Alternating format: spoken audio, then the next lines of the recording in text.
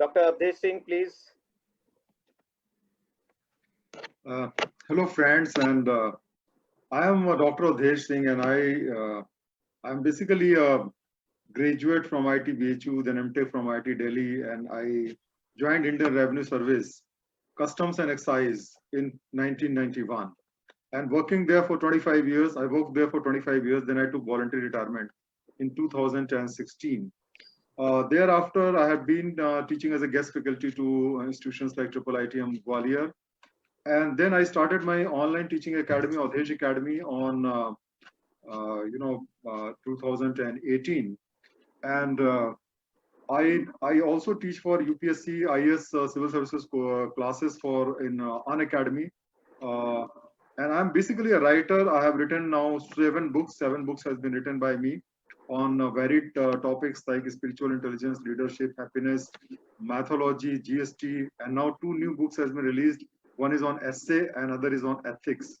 So basically, a writer, but I'm an educator as well, online teaching. So that's all about my introduction.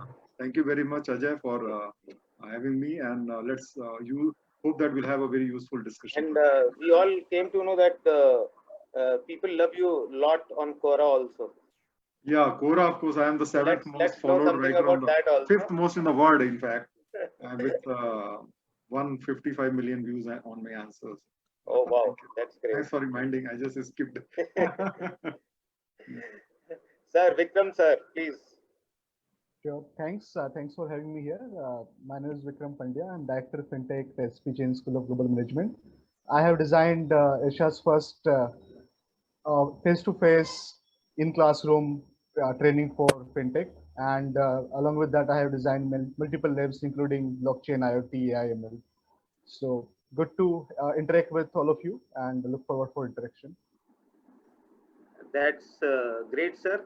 And in fact, it is great to meet all of you. This is one of the wonderful platforms where we can actually meet and share a lot of things, which, nowadays, the interaction also becomes a little difficult.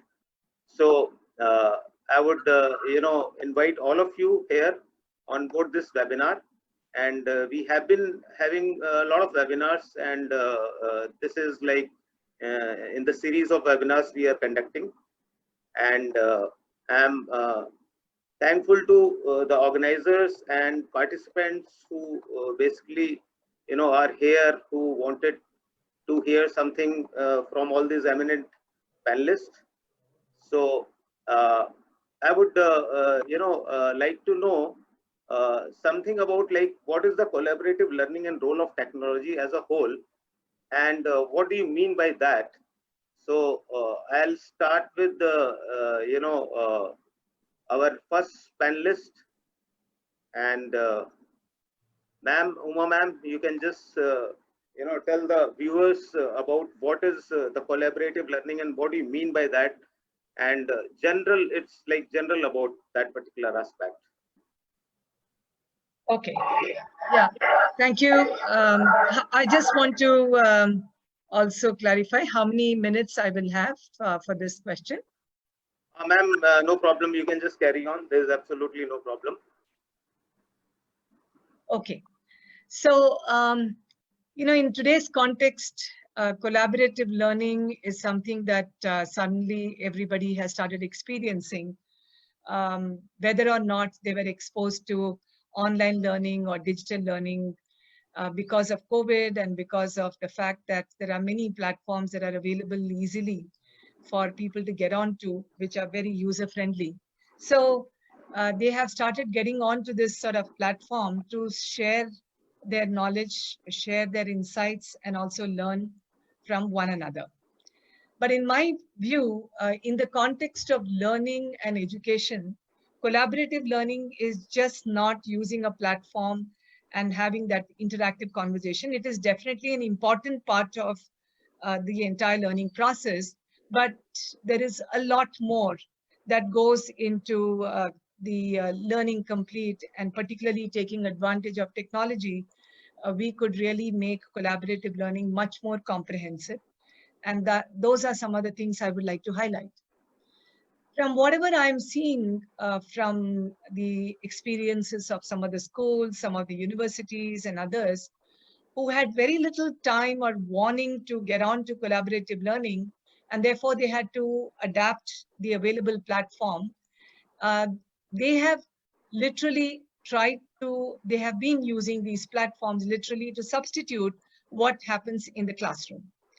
So once again, while that may be a good way to get started in the short run, but truly for us to give our students complete, holistic, and meaningful learning experience, we need to look at going beyond the traditional way of learning or imparting teaching and trying to see how one could take advantage of such platforms for delivering learning. So for instance, in a typical classroom environment, it is typically one size fits all. It is faculty driven, students come into class and faculty has pre-decided this is the topic on which I'm going to be teaching, this is the curriculum that will be imparted, and everybody needs to just follow that sort of a flow. But what is really possible now is to do customization. And within that, we could look at mass customization. And therefore, students have an opportunity to personalize their learning. And depending upon different levels of capabilities of the learners, content can be made available to them. And the interactions, the learning can be that much more productive and meaningful. Secondly, when we talk about collaborative learning, even today, most of the time it is one-to-many or even amongst a group of 30, 40 candidates. I mean, currently the platforms that are available, most educational institutions look at them as a method for the teachers to impart their knowledge. But what I feel is important is for us to go beyond the fact that there could be one teacher who might be specialist in one area, but look at adopting some of the successful models of universities like Cambridge or Oxford, who have excelled in their education because of the tutoring method. And how can we bring in this tutoring method onto our platforms?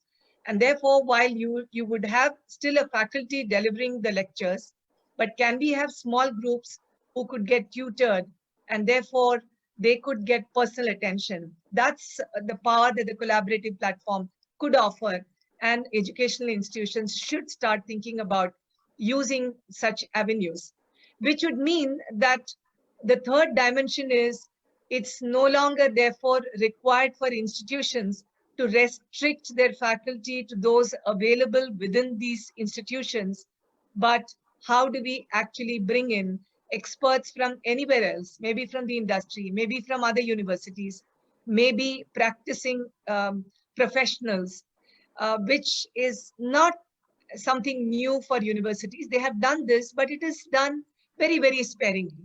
And you need to plan that very much in advance.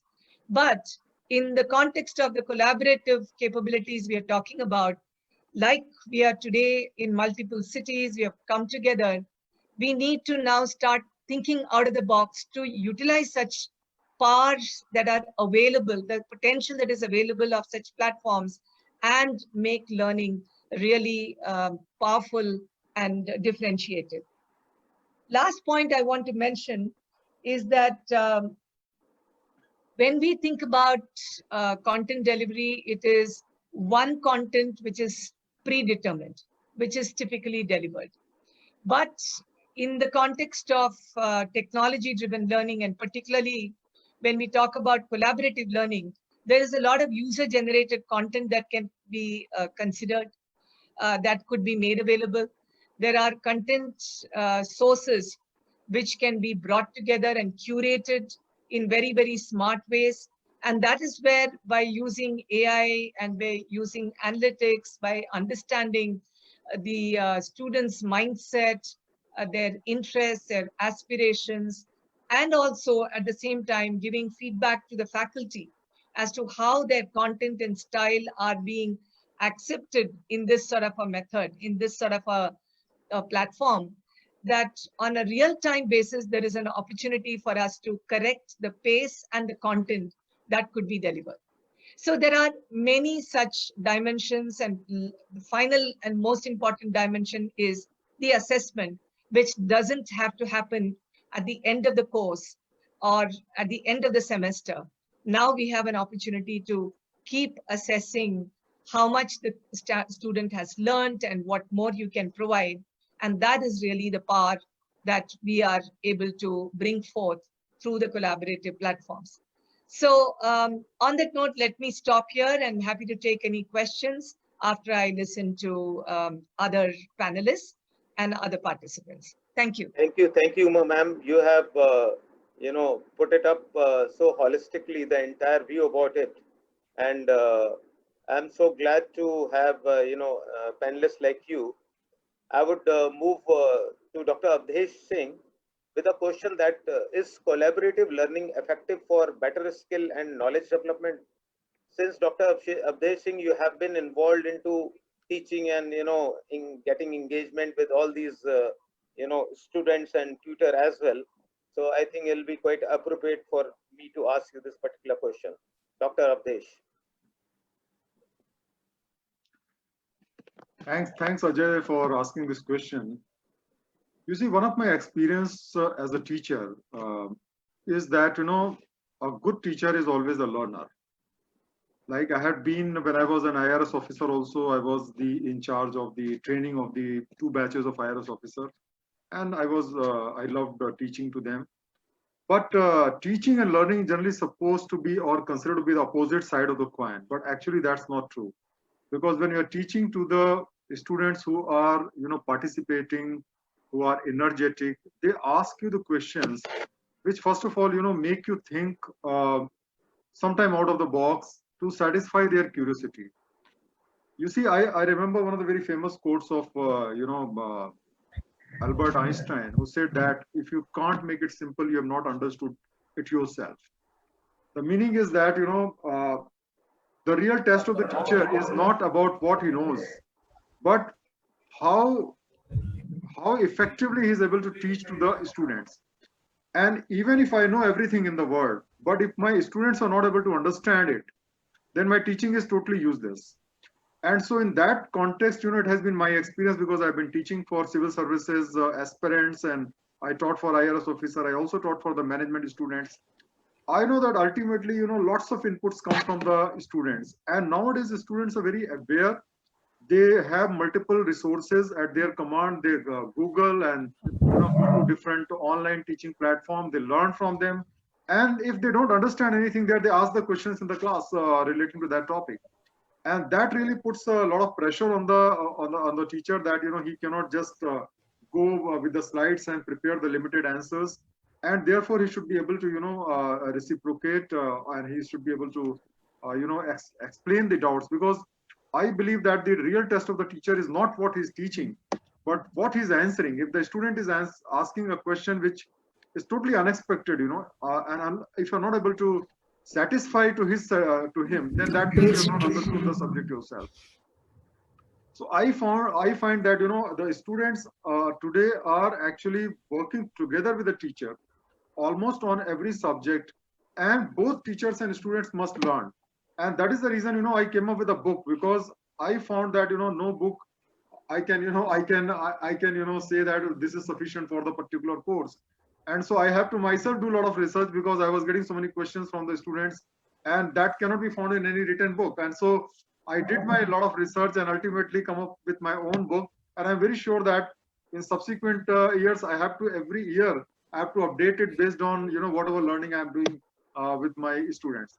So that way, this collaborative learning, where you give respect to the students also, don't treat them as a kids, but give respect to the students, because in many fields they may be knowing more because they have multiple sources of learning. At the same time, take them sometime as your partner, in the sense that they will tell you where your weakness is, and if you can overcome those weaknesses, I think that will make you an excellent teacher, and then you can be of the best value to the students. So that has been my experience as far as this collaborative learning is concerned. Thank you, Dr. Avdesh, and your experience in this particular field has been enormous for last so many years, right from the time you were in like as a IRS officer, and now also as you are having Avdesh Academy. And I'm so thankful for you to answer this very tricky question which I have asked you earlier. Now I'll just move on to Dr. Archana Shrivastava. And Dr. Archana, welcome on this webinar. And I would just like to ask you that, if you focus on the term collaborative learning, which started somewhere back in 2003 or 2004. And since then, it's like first time in 2020 that people have started understanding or started knowing this particular term. And this particular term has been coined so often nowadays in last almost 3 months or so.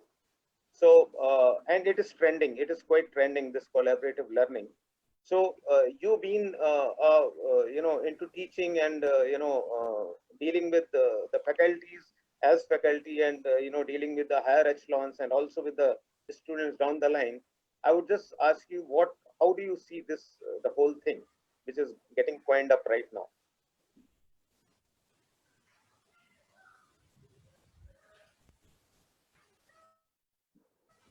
I think you have to, unmute that. Yeah. Yeah. So I welcome. think, Ajay, you're absolutely right. Collaborative learning has always been there. We have been doing group work, group studies, combined projects and all. But in the current situation, all the learning has moved to virtual platform. But we all know that a truly, rewarding and holistic learning experience for teacher as well as the student can only be provided by creating a real human connection. And that is possible through collaborative learning technology tools and software. It can, facilitate creating interactive virtual classroom, can bring students together to discuss, learn a common subject and share their insight with each other. And also, it instills a feeling of student community. The students can collectively solve a problem. It also develops logical reasoning, communication, and problem-solving skills.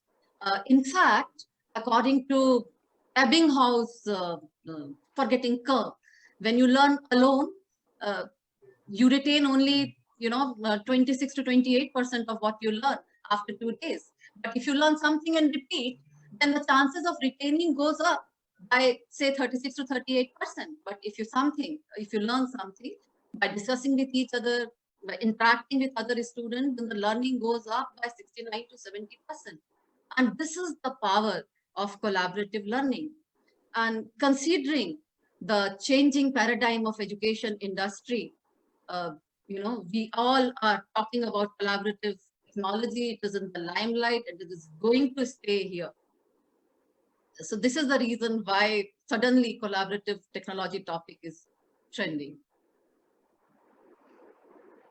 Thank you, Archana. I just wanted to ask you one more thing that, you said about collaborative learning, you said how, the whole system has to collaborate and finally have to achieve some, better results and all. If you remember, in older times when the tuitions used to be there, people used to have a group tuition and all, and the teacher used to give some questions, and then the students used to keep on doing there. It used to take half an hour, 45 minutes and all. So my is not a question, but is just a point I wanted to ask you. That does because nowadays we have having time, even on the Zoom also we fix the time. Let's say half an hour, 35 minutes, 1 hour and all. But olden days and earlier days, there were no time limits and things like that. So especially where the maths is there and physics is there, where we have to solve plenty questions and things like that, and anytime you can ask the teacher or the faculty. But this is missing right now. we just start the class and finish the class. Actually, if you use the technology in a correct manner, then this is possible. You are available all the time, 24/7 to your students. You can create blogs, create forums, create groups in various, social platforms, or you can use some, Slack or purely technical platform that you can use for group work. So in my view, it is other way around. Nowadays, it is much more easier and possible. With the help of technology, you can be there all the time for your students. For example, right now I'm mentoring 4 of my students. 4 of my students are in industry doing their corporate internship. Another 4 students are doing social internship, and I'm connected to them all the time because they come back after 7 from work, from their corporate internship. And if they have any question, if they have any, problem, they discuss. So it is absolutely, we are out of this time and space constraint because of technology, if you're using it beautifully. And we all are using it in a perfect, optimally, we are utilizing technology that is available with us. And I actually wonder how quickly the entire education community adopted technology. We have been delivering virtual classes. We are discussing, we are conducting group discussions using technology. We are conducting vivas. In fact, in one of the last session with my students, what I did, I divided one virtual room into sub-rooms. And then, in each room was allocated to 5 to 6 students. And then there was one faculty member. So, and they were discussing on certain topics. And after a certain time, they all came back to the room. And then we again shared and discussed whatever was the learning in those virtual sub-rooms. So I think if you're using technology, there is absolutely no time and space constraint.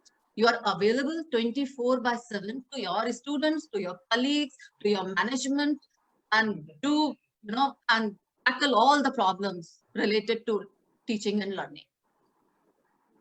I would say this is a wonderful, the collaboration which the entire ecosystem has done. And we are so proud of the entire ecosystem, starting from the management to the faculty to the students. Everybody is, cooperative and collaborating in such a beautiful manner. And that's in fact fantastic. And it is just a question of last 2 months. We have been, we were forced to get into this. And now we are getting it so beautifully done. That's really amazing. I would, move on to our next panelist, Mr. Vikram Pandya. I welcome you on board here on this webinar. And we have asked some questions from, different panelists. And to just make it move ahead, I would like to ask you a particular question, which is, a kind of related with this collaborative learning. And what we, see here, there is a lot of discussion about the enhancement of the communication and collaboration due to social media. Like Dr. Archana also mentioned, Dr. Abdesh and the ma'am has also mentioned, the students are able to share more information in quite less words now. Earlier, we used to have a lot of, thick books and things like that.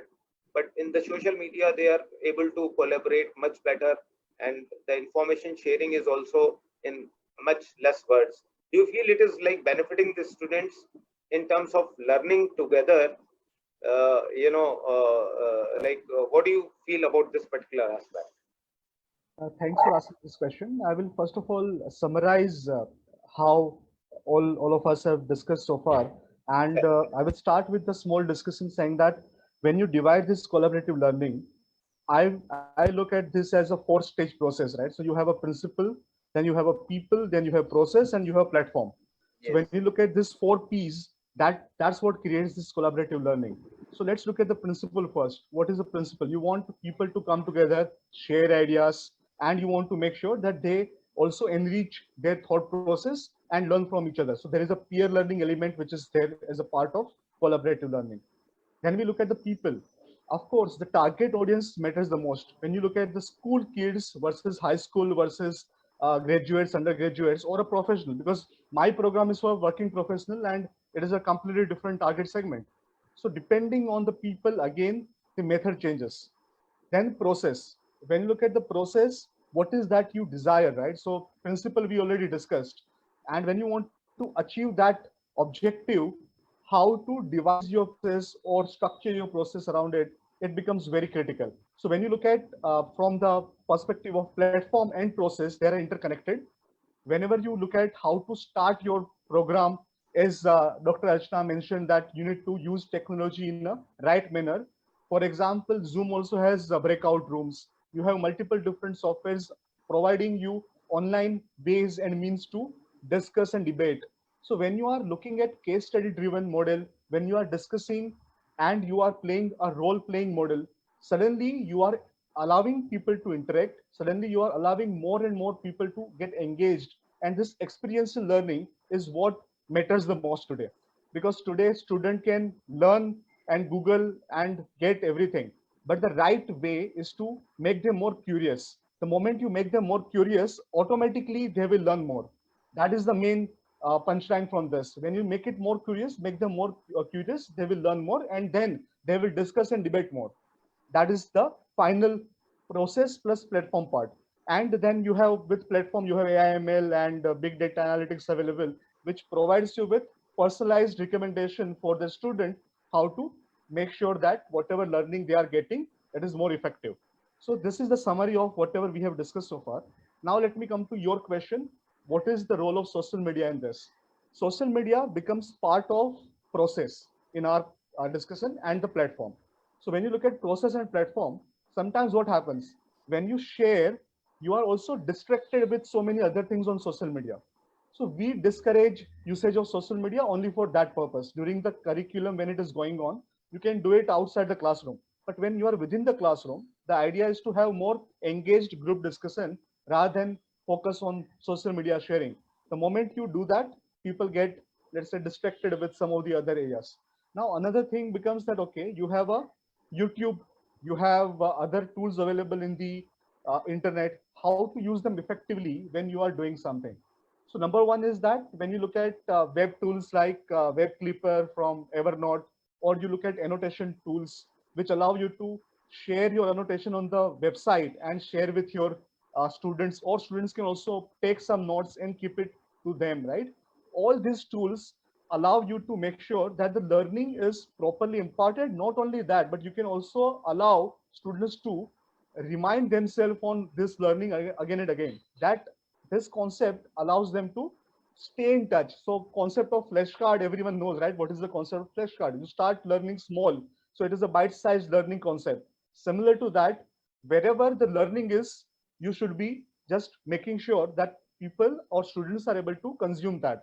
Using tools, using this collaborative learning tools, the main purpose is to make sure students, wherever they are, they can learn and they can consume that learning. So as I think Dr. Uma mentioned correctly, that if you do certain things on your own, and even Dr. Archana mentioned that if you do certain things on your own, you learn more. But at the same point in time, when you can again and again revisit that learning, apply that learning, this is again very critical, because application of the learning is very critical. You may learn 10 different things, but if you don't know how to integrate them together, if you don't know how to apply them in a specific given scenario, then that learning does not help.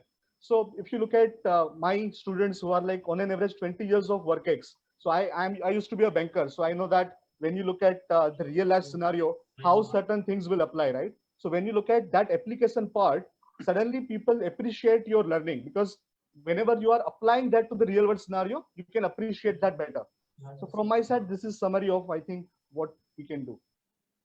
Thank you, Mr. Pandya. You have actually, summarized so well, and especially, the effect of social media and how to, ward them off while learning and all.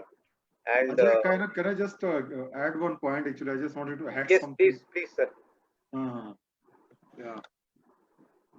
Ajay, actually, I mean, this collaborative learning, as you have told that, it is basically a term which has been coined maybe say 2003 or onward. Yes, yes. But but I tell you that, you know, the power of, I just wanted to give an example for power of collaborative learning. When we were preparing for civil services examination, that was in 1987-88. That was the period when we were preparing for this. IIT Delhi used to be one of the centers where, you know, used to have lots of IAS officers getting selected.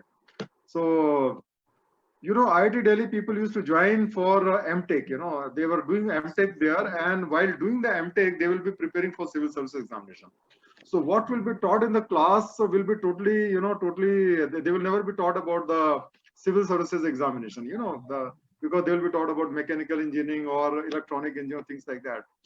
But every year, you know, you will have around 400-500 good students, the best student of the country will be joining IIT Delhi exclusively for collaborative learning.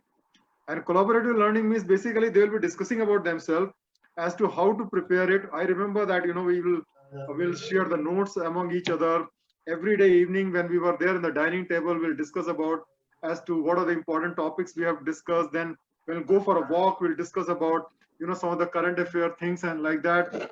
And trust me, you know, the situation, and this is so useful, that you used to have 200 selections out of say 800 selection all over the country. Almost 200 people used to get selected from one single institution of IIT Delhi.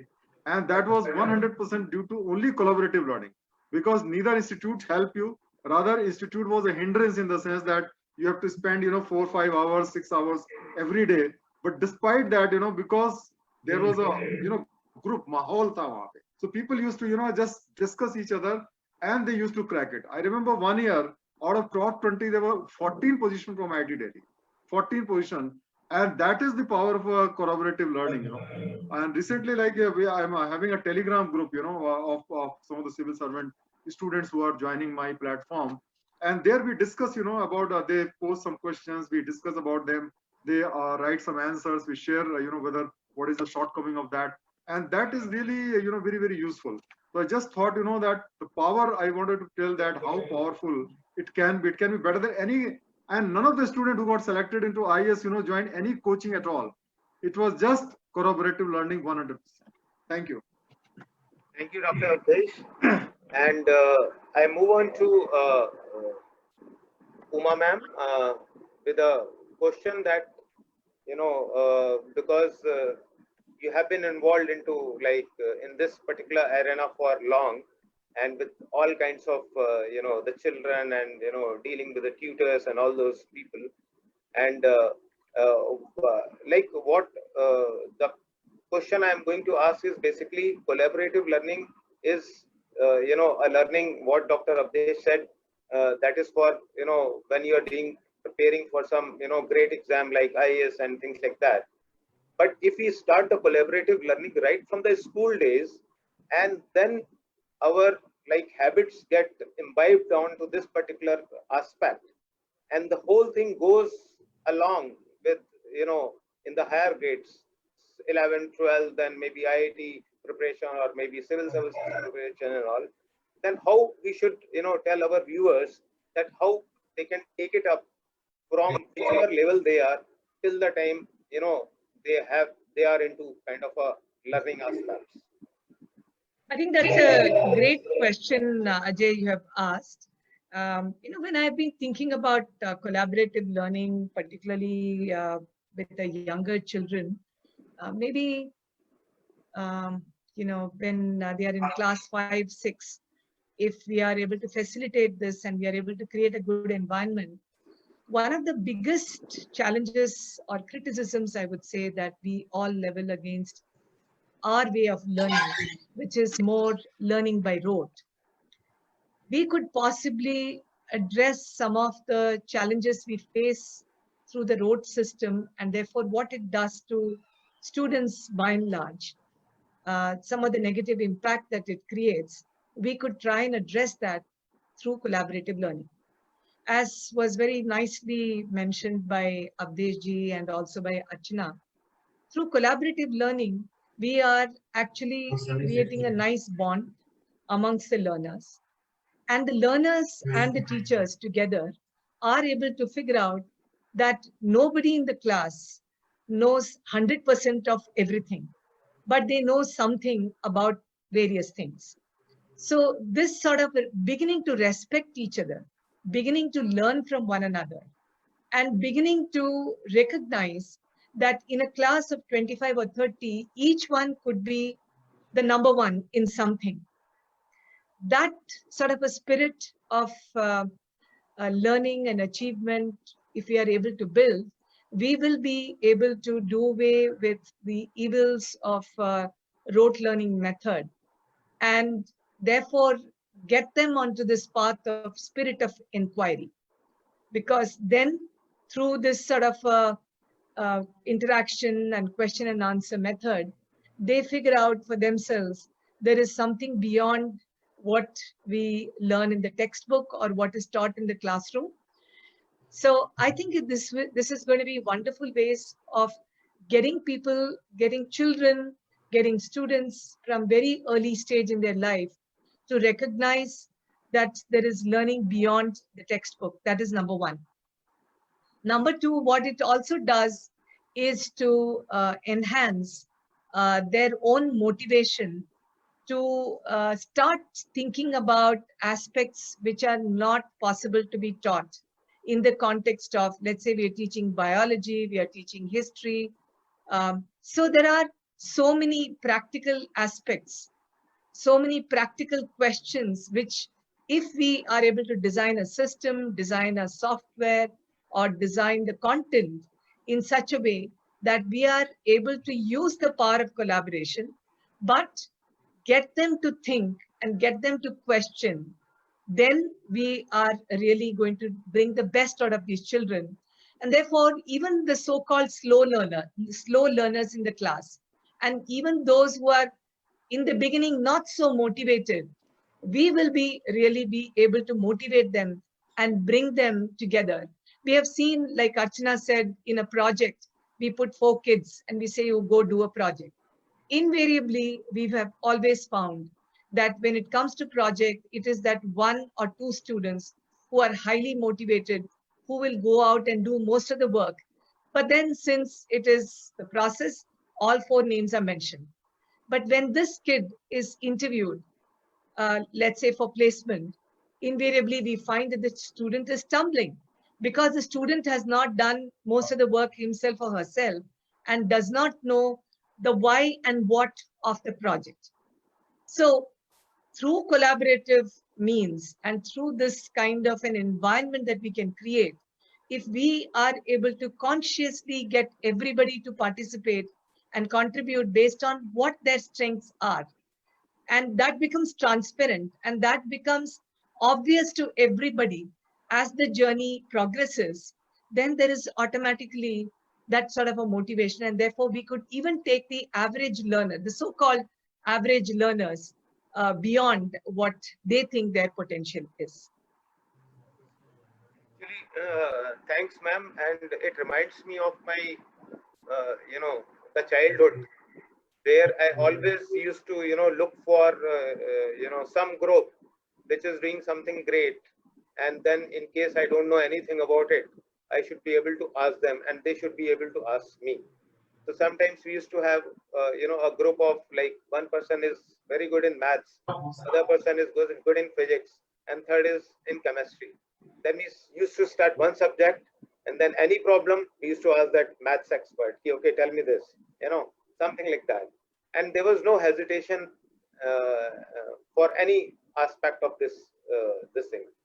Now, this has led the entire group to achieve what is called the excellence. That's what we have seen in our, lives also, when we were like, student and, going through all this 9th, 10th, 11th, 12th and things like that. So it is like a wonderful aspect which you have told, and I'm very thankful for such a wonderful, ideas you have summed up in a, very short time. And I hope that viewers will also understand that how the collaborative learning will help everyone.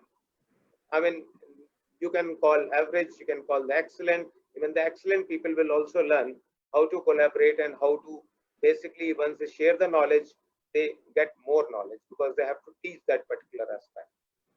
So I would just move on to Dr. Archana. And my question to you, like Dr. Archana, is that since we have been talking about all this collaborative learning, and we are slowly creeping into the digital age right now, it may be a forced thing or it may be a natural thing. And this particular thing is there to stay for a longer time. I'm not talking about during this pandemic crisis, which have actually moved us onto this particular platforms. But the idea is that because there are so many online classes are happening and so many courses are there, which, like millions of people, millions of the students and the teachers, they are interacting and all. And we are using the edtechs. So, like, we keep getting some platforms which, Mr. Pandya has told. And now the idea is that what I want to ask you is that, are these platforms like going to stay, or how is the edtech going to, perform in terms of the performance, efficiency, and like, the overall what, Uma ma'am has put in, are will they be able to do all these things, or is there any platform which is doing something like this? See, let's not get our facts twisted. Nothing can actually beat the actual physical learning collaborative environment.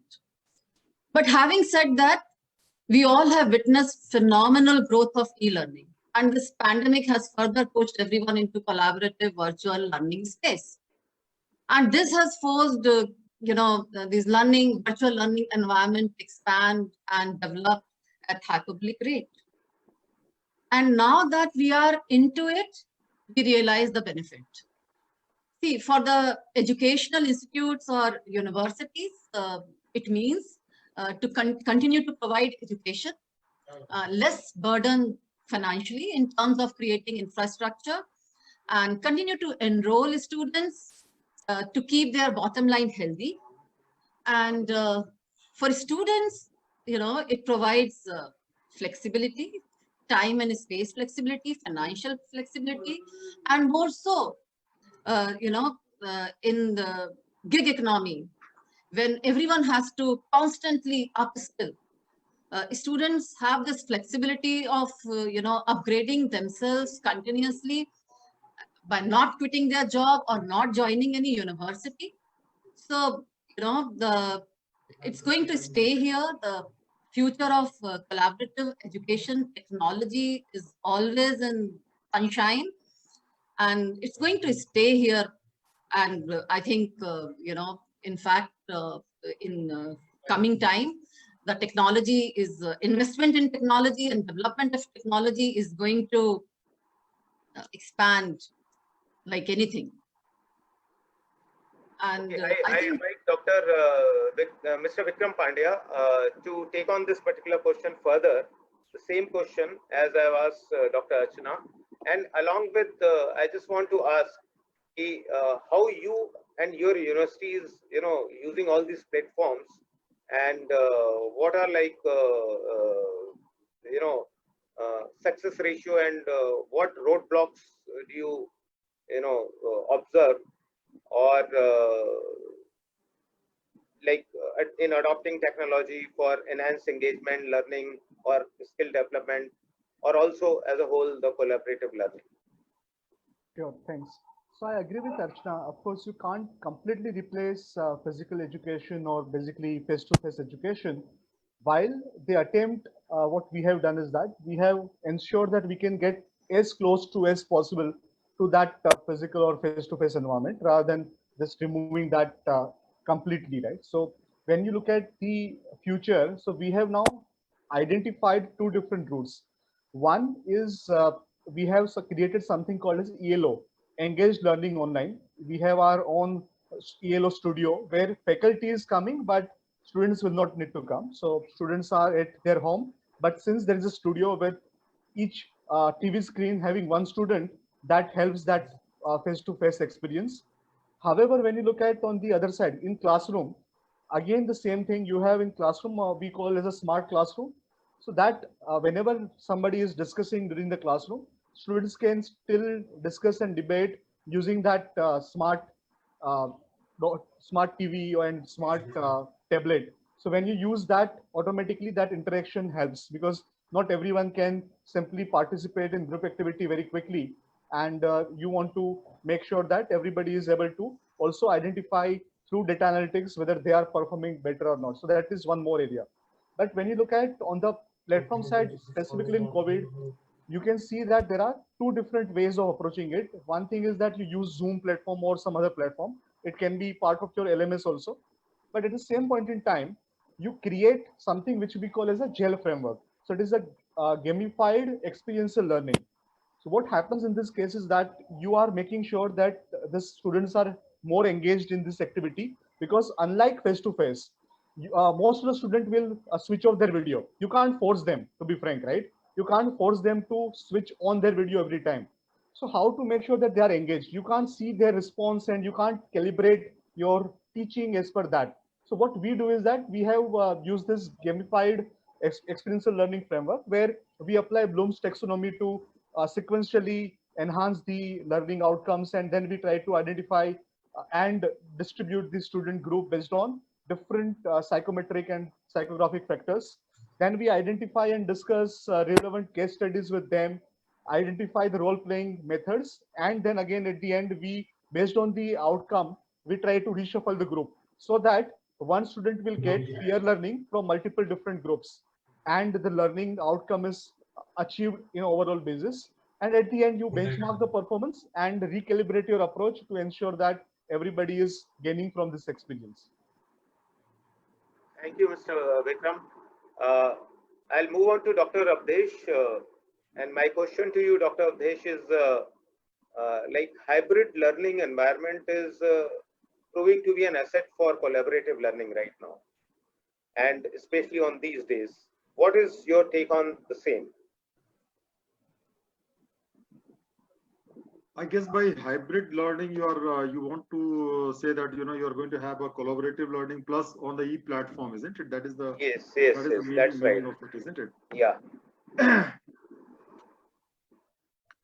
You see, this particular pandemic, which has come, has, I mean, to some extent, turned out to be a boom as far as the e-education platform is concerned.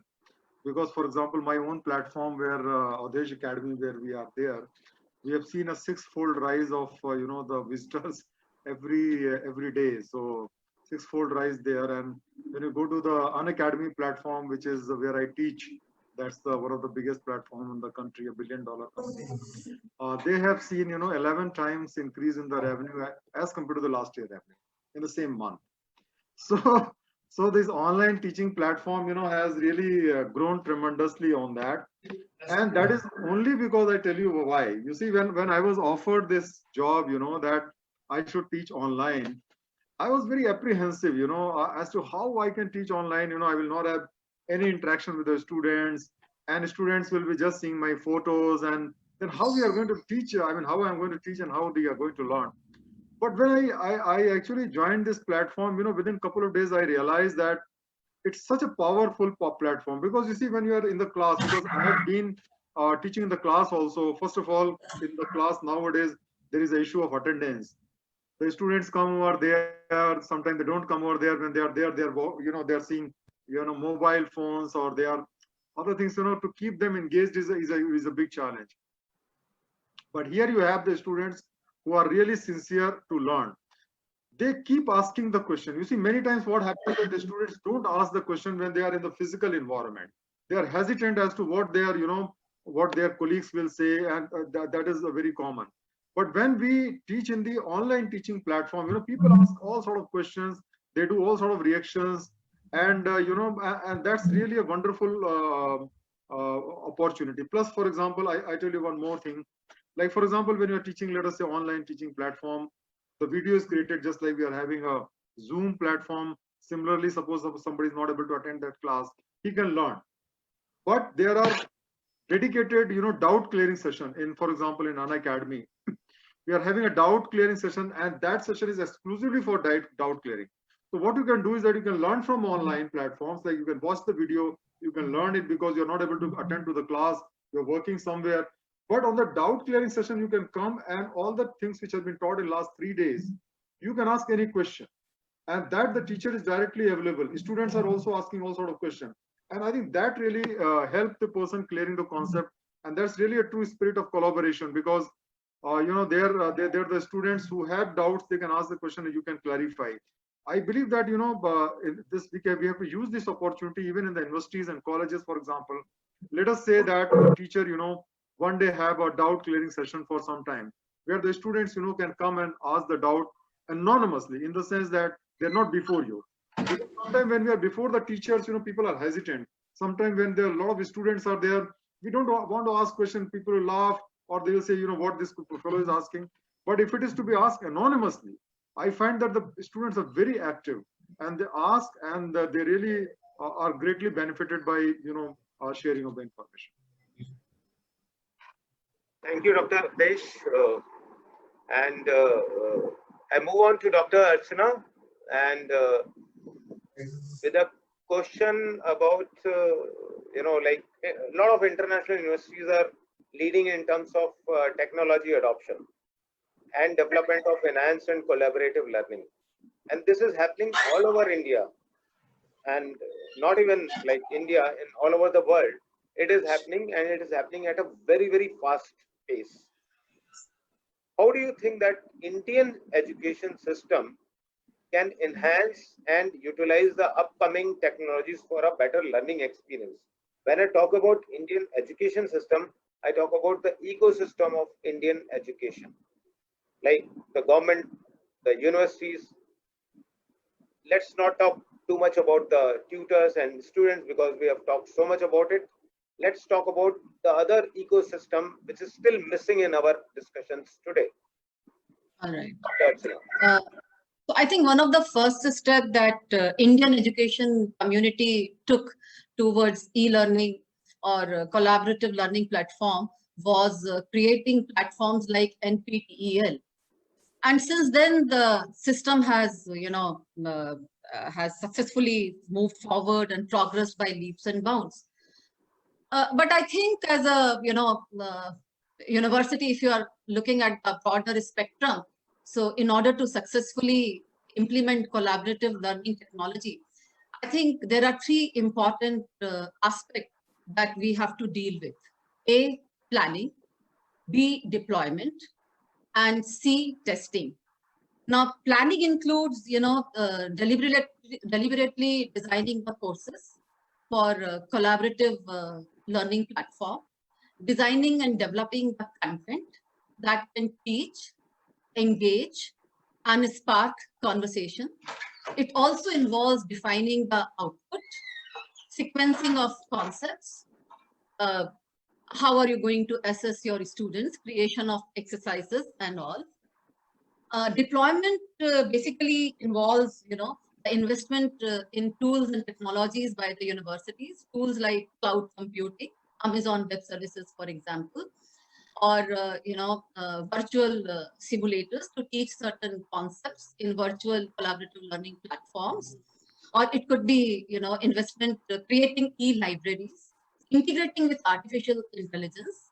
So you have chatbots and all to, assist students, or investment in, say, Google Classroom, Google Docs, or maybe softwares like Slack and all that facilitate group work for students. And it is also about, creating a culture of distributive knowledge, setting up communities, setting up forums where students and faculty can interact, can learn from each other, or mentoring can be provided. So this is the part of deployment. And the most important part is testing. How are you going to, measure the output of teaching learning process that takes place in collaborative learning environment? How are you going to, are you going to measure it based on the quality or quantity of the conversation that takes place in collaborative environment? How are you going to assess the teaching that takes place in learning, collaborative learning, or measure, the learning of a student or a team? Because as of now, we don't have a standard. I think Vikram Pandya has also mentioned about the same thing. But as of now, we don't have a standard framework that can assess the teaching or measure the learning of a student or a team or a model. We don't have. So I think for the future, in order to successfully implement collaborative learning technology, the education system as such has to invest in pre-existing software, tools, and technology to facilitate planning, deployment, and testing. And along with it, we have to develop our own pathways that can, assess the output of collaborative learning actually, and its impact in the industry, because ultimately we have to make our students industry ready. So whether they can, apply that knowledge that they learn in collaborative learning, and how do you measure or assess? Because you always need to have, some certification or some proof whether the learning has taken place or not. So the testing or the way, how do you assess your students? How do you assess your teams? And how do you assess the teaching that takes place in learning environment? That needs to be developed. What do you think about, having a workshop, maybe by the university or maybe by some bodies where, the entire SOPs can be, kind of taught to the staff out there, to the management out there, to the faculty out there. And then we go as a standardized process in this particular aspect. Yeah, this is the need about it. Yeah, absolutely. This is the need of the hour. And I think UGC has already taken certain steps on the same. Like we have been, identifying what part of a course can be offered online, what can be offered offline, how much can be learned through collaborative learning, how much needs an individual attention. So that we are in the process of identifying that. And how are we going to design our, so UGC has already issued the guidelines. And we have also attended few workshops already. So we are working in that direction, but the road ahead is very long and rough because, we have been using a lot of technology which is available freely. So there are certain constraints. So universities will have to, think about how are they going to invest in technology, because in future also, I think a part of the syllabus will be covered online, a part of it will be covered offline, at least in coming 2 years. And considering, that one has to constantly upskill herself or himself, this will be there always. So we have to invest in technology. We have to invest in courses, interactive courses. We have to invest in measurement, and the training has to be provided. This process is already on, but a lot more has to, carried out. We have to develop the courses and all. Actually, all the panelists are so, well qualified and so, experienced. And the time is, actually not that much, because we schedule this particular webinar for 5 to 6:30 p.m. and we are running short of time. So I'll hand over to Priya ma'am. She will summarize the whole thing, and then the question answer session can be started. And, Ajay, can I just make one point? Yes, ma'am, please, Yeah. always welcome, ma'am. Thank you. So just extending what Archana was mentioning, what it occurs to me is that, yes, universities have to think about investment in certain technologies, rethink their processes. The starting point has to be to rethink the student learning journey. Just as we think about customers' journeys and organizations, businesses think about digital transformation, keeping in mind what are those journeys that they need to rethink and how they need to be serviced differently. Time has come for universities to start thinking about digital transformation, and that digital transformation journey is a journey. It's not a one-time initiative, because we will be learning through this process of using freely available technology today. We will learn that we now need to invest in something. But before we decide to make those investments, it's important for us to figure out what is the new learning journey of a student is going to be. Because customers like you, me, and millennials and everybody, we have now got used to a very, very different kind of service concept, thanks to our exposure and experience with Amazons of the world, Flipkarts of the world. And that is the experience we are bringing into every walk of a life. That is what we will have to now figure out how we can address in the university or educational institutions as well. And in that context, we will have to see what sort of technology we want to use, how much we want to invest, how do we retrain our faculty, how do we reorient our processes. And I'm not sure that the SOPs are would be the starting point. The starting point has to be to rethink what is the new learning journey of the student going to be, which my university is going to provide. And in that context, rethink technology, people, culture, training, talent, everything else. I think, like my personal opinion on this aspect is that likewise we do, like you have told about the service industries, and we fix some KPIs like key performance indicators, maybe on the delivery time, maybe on the quality, maybe on the customer experience and things like that. We should also have a KPIs in this now, because the time has come where everything has to be rated as a consolidated service. It may be a technology platform what the university or the faculties use. It may be the compatibility of the faculty also to integrate with the platform. And as Dr. Abdesh told, how you are going to put the entire thing into the minds of the students that they understand. So that also can become one of the KPIs. So and once you have the KPIs, and if you perform, let's say 4 out of 5 points in those parameters, your university is rated at this. The government or that particular state is rated at this, or the technology is rated at this, or the internet provider is rated at this. Like in Unacademy also, they ask you what is your internet speed. They ask you when you fill up the, as a tutor, they ask you whatever the infrastructure of IT you are using, what is your speed, because they want to deliver the exact KPIs to these students, because only then they will be able to understand. So with this, I thank all the panelists, and I'll hand over to Priya ma'am. She will do the summing up of the entire aspect of it, and also we can have question answer session along with that. Thanks a lot. Priya ma'am. Yeah, thank you very much for joining me again. I'm extremely, my due apologies to all the panelists for this little technical errors that happened. I could not join earlier. I'm extremely sorry for that. But I have a small little question to the panelist actually. And if I would say, if Dr. Uma could, give me an answer for this, it would be very nice.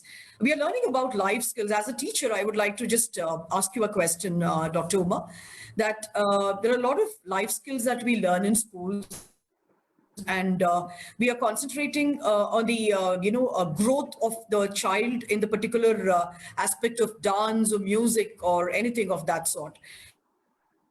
Tell me, how can this kind of a collaborated kind of a technology and help the children out during that time? If I could ask Dr. Uma. So if your question is, can we use collaborative platforms for imparting soft skills or enable them to learn art, culture, music? Well, see, ultimately today we have a number of technologies available. It's a question of the provider, the learning provider, to decide. The question really is, what is it that I want to achieve? And there are tools available. We can use virtual reality. We could use augmented reality. We can use the power of a number of such technologies. But we have to see that there is a cost. There is the access which has to be also be possible.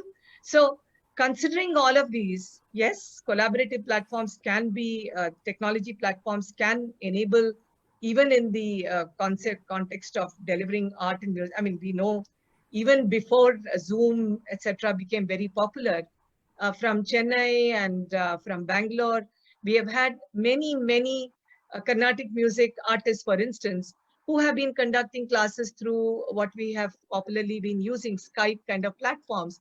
That has been going on for almost 8-9 years.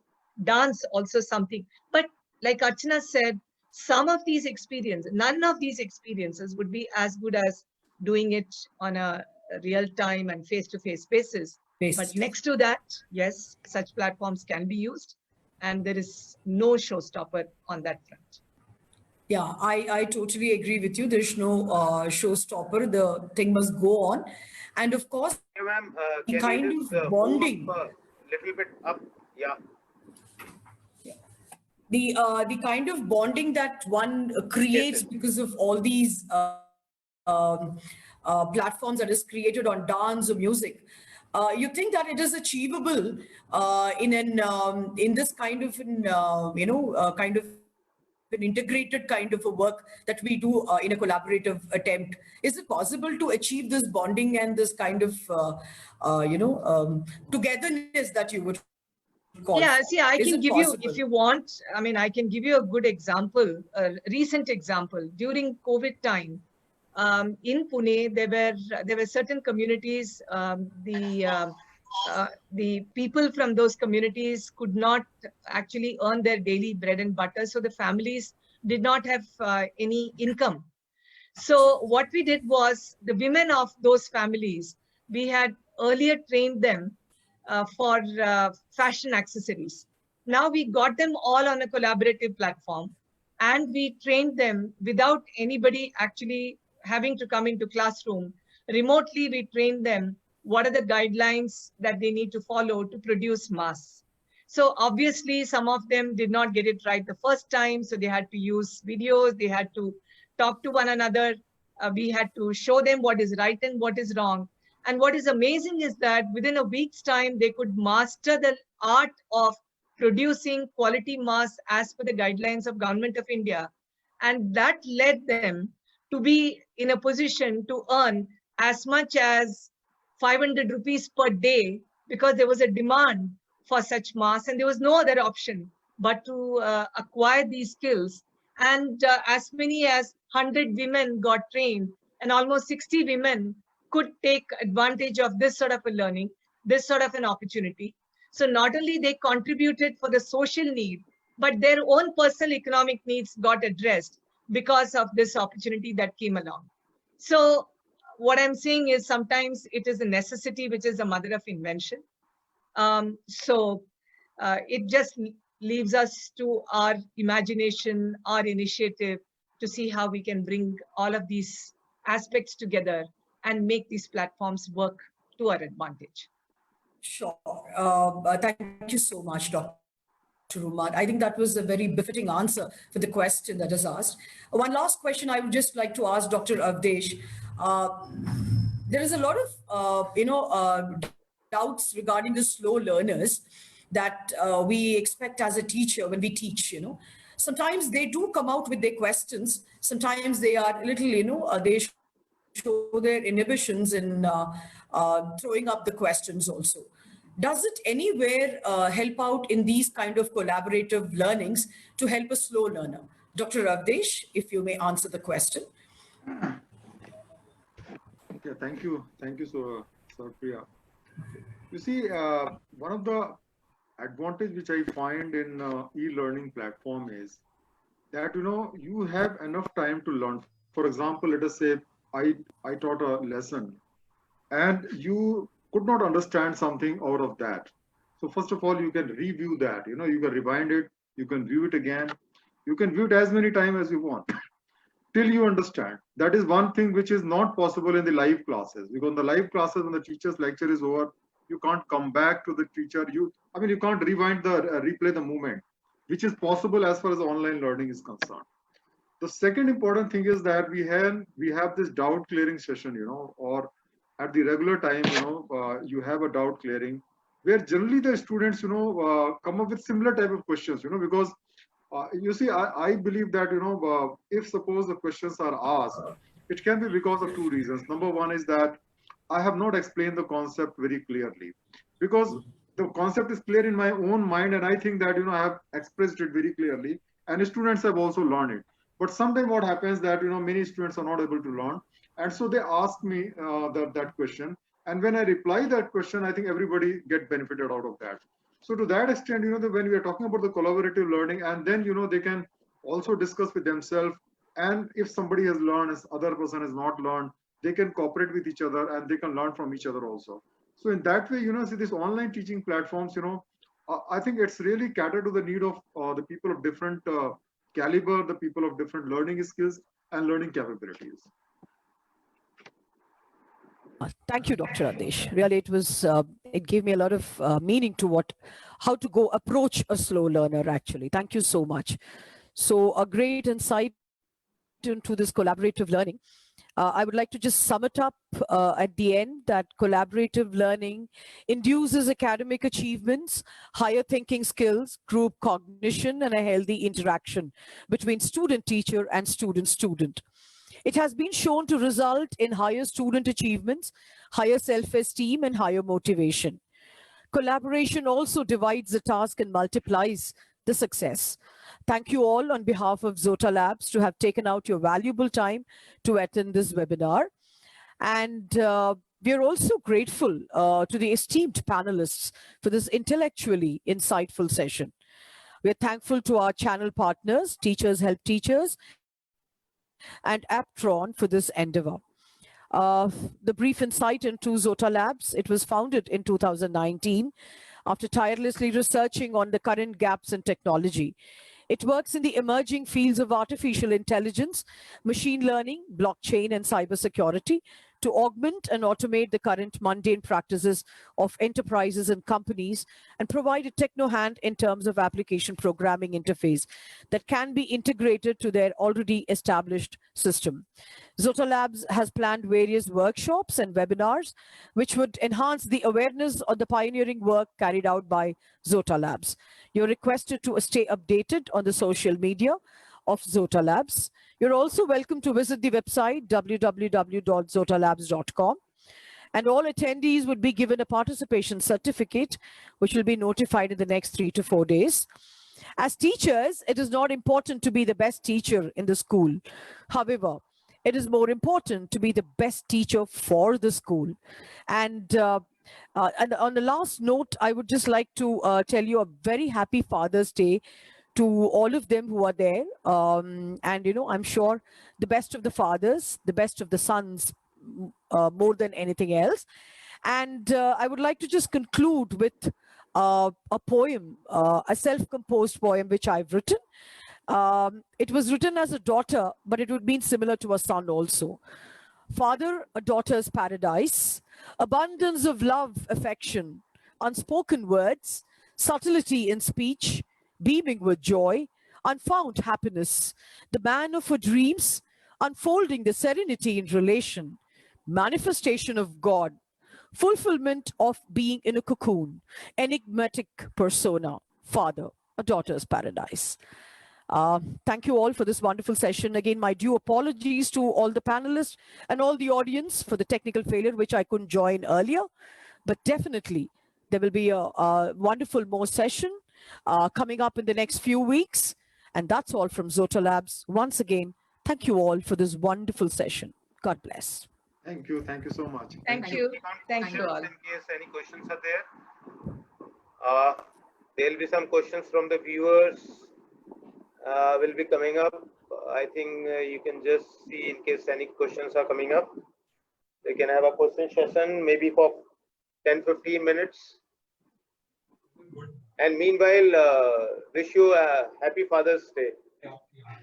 Yeah. Happy Father's Day. Yeah. I'm using that cup, number one dad.